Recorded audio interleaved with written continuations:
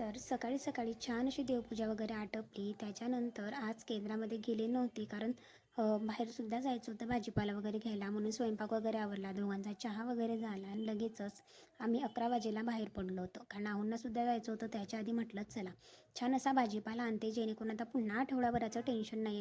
जी काही देवपूजेची फुलं होती ना ती सगळी संपलेली होती, तर तीसुद्धा मला घ्यायची होती. म्हणून भाजी मार्केटला आले होते. भाजी मार्केट सकाळी थोडंच असतं, पण अगदी फ्रेश भाजीपाला मिळतो आणि छान असतो. म्हणून अशोकनगरला आम्ही येतो, जेणेकरून 8 दिवसाचं टेन्शन मुक्त होऊन जातं.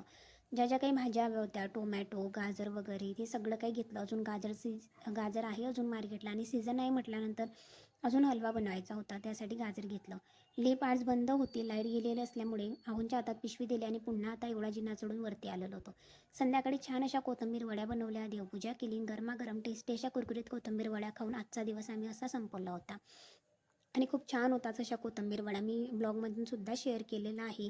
आणि जर तुम्हाला अजून रेसिपी हवी असेल तर कमेंट्स करून सांगा. अगदी छान आणि अगदी कुरकुरीत अशा टेस्टी कोथिंबीर वड्या आमच्या तयार झालेल्या होत्या. वरण भात अगदी सिंपल आणि साधं जेवण, कारण संध्याकाळचं जेवण मात्र हलकं फुलकंच असायला हवं, जास्त जड नाही. असा होता माझा